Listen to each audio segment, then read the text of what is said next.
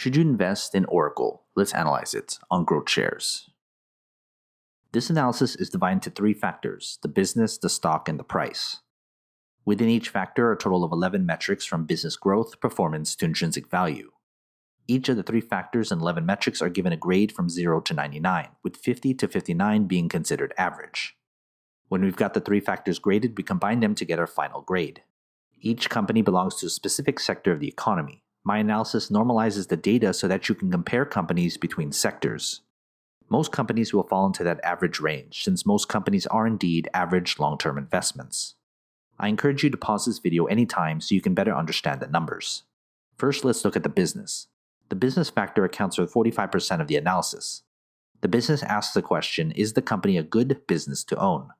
There are 6 metrics that make up the business factor, from growth and efficiency to market dominance. Each are weighted based on importance to the business.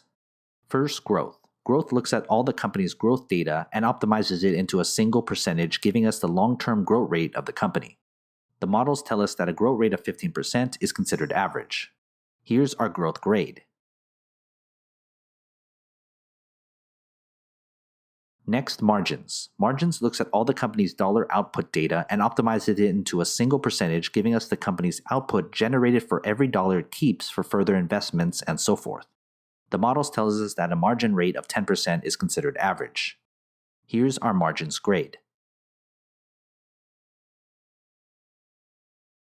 Third, operations. Operations looks at all the company's ratio data against its market price and optimizes it into a single ratio, telling us how effectively the company is running its business. Simply, is the company wasting money as it conducts business?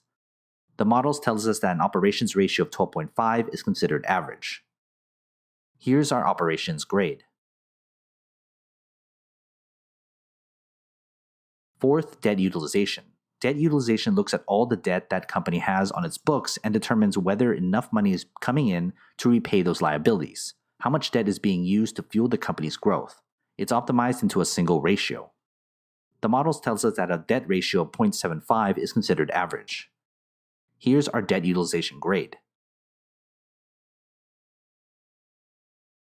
Fifth, efficiency. Efficiency looks at all the money generated from the company to see if it's using that money to grow, expand, and innovate further. It's optimized into a percentage. The models tells us that an efficiency rate of 10% is considered average. Here's our efficiency grade. Lastly, in the business factor is market dominance. Market dominance looks at various competitive data points such as market share of primary product or services, market cap, strength of competitors, and size of customer base. It's optimized into a tier ranking. The models tells us that a market dominance tier 5 is considered average. Here's our market dominance grade. To recap, here's the 6 metric grades. And when we put them together, we get our business grade. Let's then look at the stock. The stock factor accounts for 35% of the analysis. The stock asks the question, will the company's stock perform well enough in the future to justify an investment? There are 4 metrics that make up the stock factor, from performance to Wall Street. Each are weighted based on importance to the price. First, stock performance. Stock performance looks at how well the company's stock has done over a 1, 3, 5, and 10-year period, and then compares it with the same timeframes as its sector and that of the S&P 500. It's optimized into a single percentage to see how well the company's stock has grown. The models tells us that a performance rate of 0% is considered average. Here's our performance grade. Next are dividends. Dividends looks at how much the company is paying out to shareholders as a percentage yield, signifying a considerable and consistent income source for long-term investors. The models tells us that a dividend yield of 1.75% is considered average. Here's our dividend grade. Third, technicals. Technicals looks at all the chart data, focusing on the 50 and 200-day moving averages along with the stock's RSI to give us an idea of what shorter-term investors see or hope for. It's optimized as a percentage. The models tells us that a technical rate of 5% is considered average. Here's our technicals grade. Lastly, in the stock factor is Wall Street. Wall Street looks at the conclusive grades other analysts have given the company. The data is optimized as a ratio that tells us the sentiment of what Wall Street thinks of the company. The models tells us that a Wall Street ratio of 3 is considered average. Here's our Wall Street grade. To recap, here's the 4 metric grades.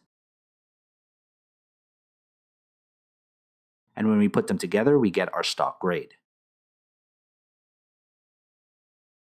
Let's then look at the price. The price factor accounts for 20% of the analysis. The price asks the question, what is the most you should pay for the company? The price factor consists of only one metric, the intrinsic value. The intrinsic value figures out the fair value price of the company using a discounted cash flow model with a leaning towards the conservative side to provide a robust margin of safety. We can answer the question, what is the most you should pay for the company? A stock price higher than the fair value price is considered overvalued. A stock lower than that is considered undervalued. The models tells us that an intrinsic value of 0% is considered fairly valued. Here's our intrinsic value and price grade.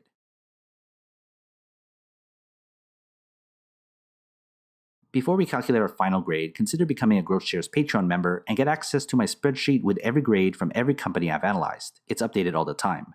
Head to patreon.com/GrowthShares or click on the link in the description.